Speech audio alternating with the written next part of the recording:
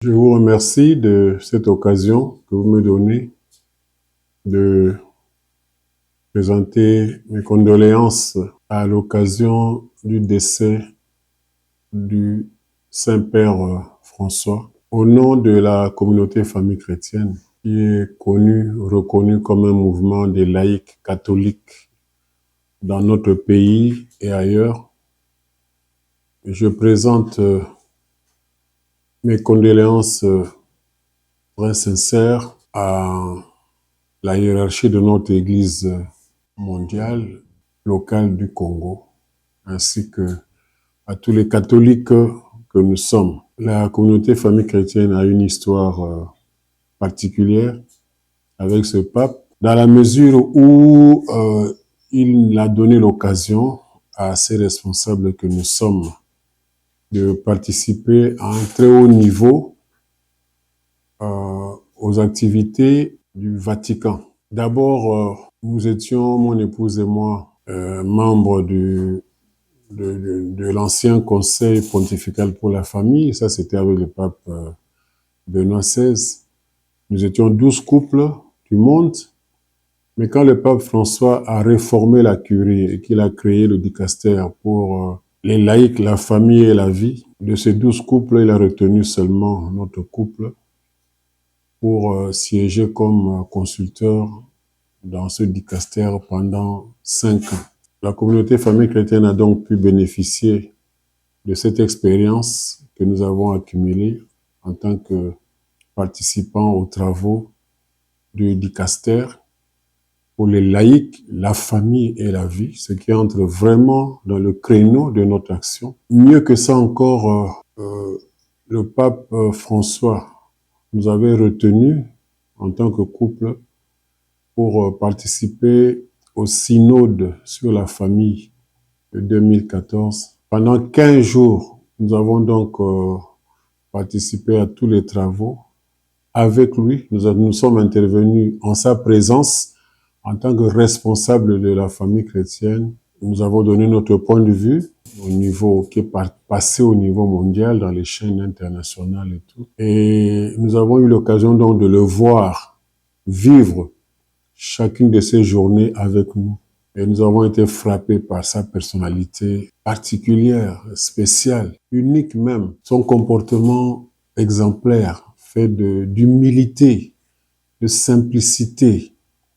Il était abordable d'ailleurs pendant ce synode-là. Chaque jour, mon épouse a eu l'occasion de prendre une photo avec lui et il a accepté chaque fois sans discuter. Elle lui a même demandé de dédicacer une photo. Il a fait.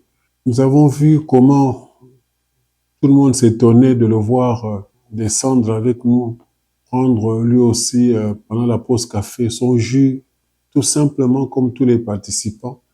Ça, c'est des choses qui ne s'oublient pas. Nous avons chaque année, donc, à l'occasion de nos sessions, eu cette occasion de lui serrer la main, de lui parler.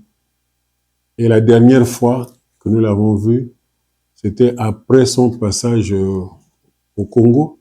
Nous avons porté la tenue que nous avions tous pendant son séjour ici. Et nous l'avons remercié pour ce passage au pays.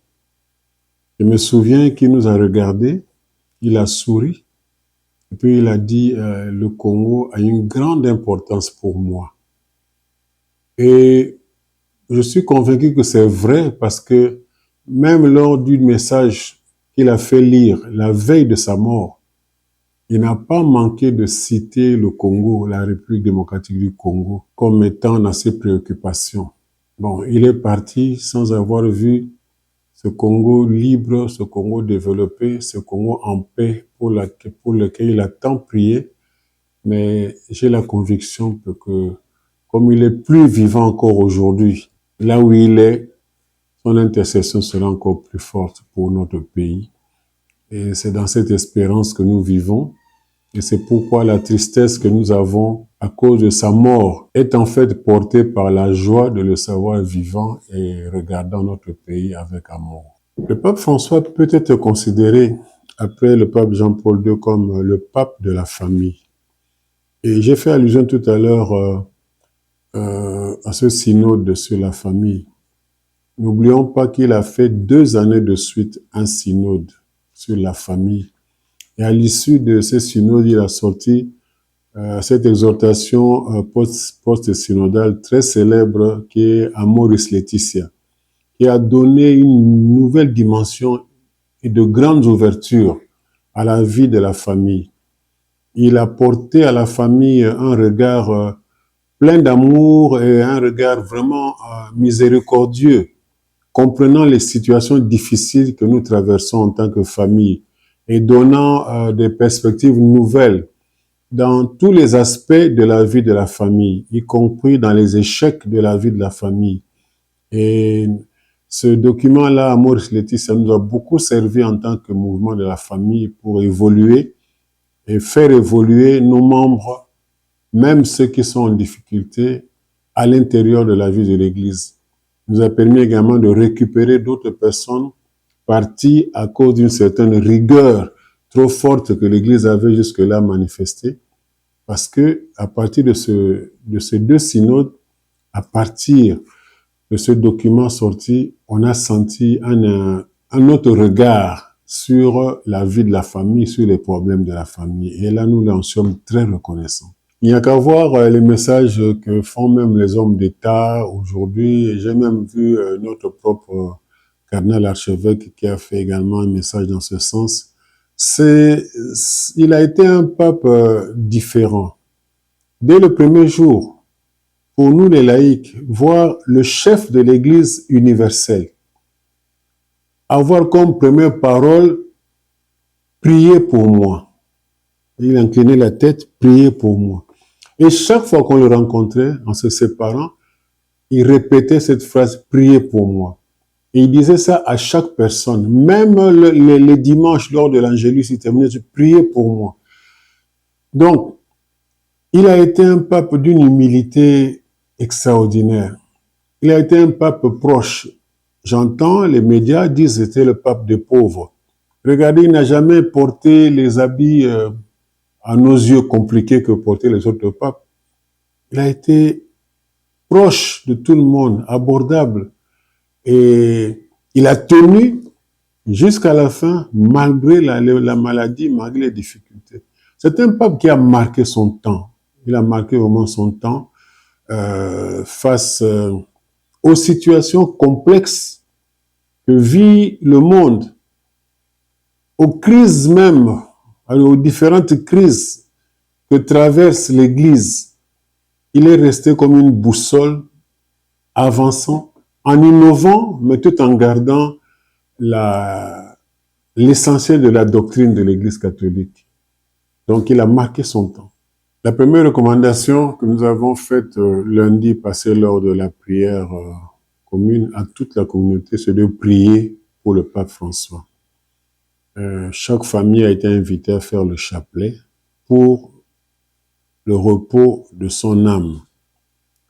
Ensuite, de garder en mémoire son héritage spirituel et surtout pastoral. Parce que le pape François, c'est le pape de la famille, mais c'est aussi le pape des laïcs. Il a donné une place particulière aux laïcs. Il a reconnu une place particulière aux laïcs dans l'Église.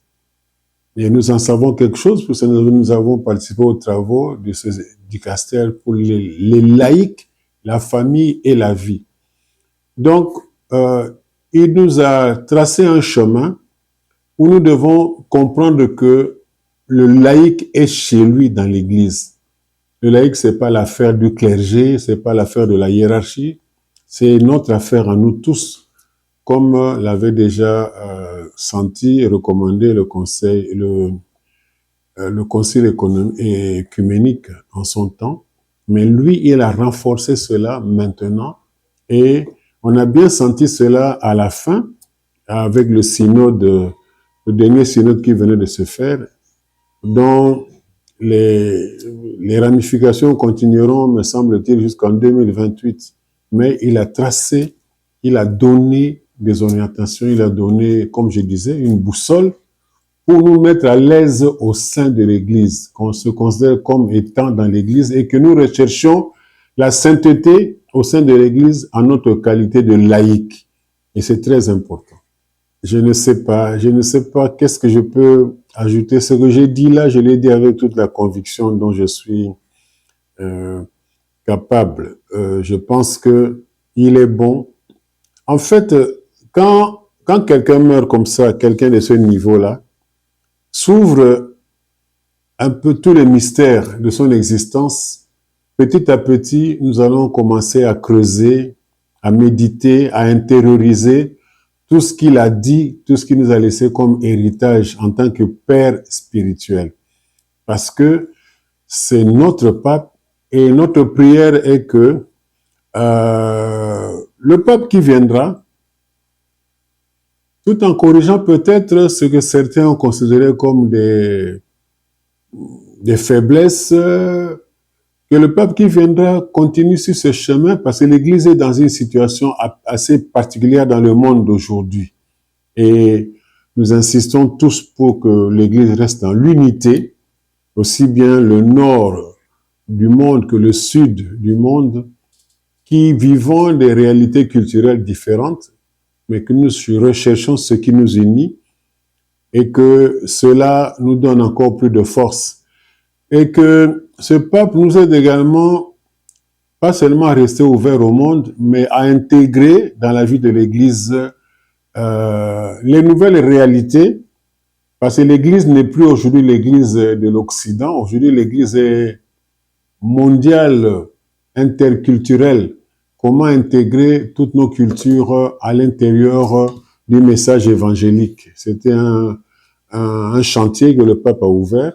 Ça serait dommage que sur des questions aussi profondes qu'on fasse marche arrière pour des raisons de recherche, je ne sais pas, de rectification qui risque de toucher à ce qui est déjà acquis.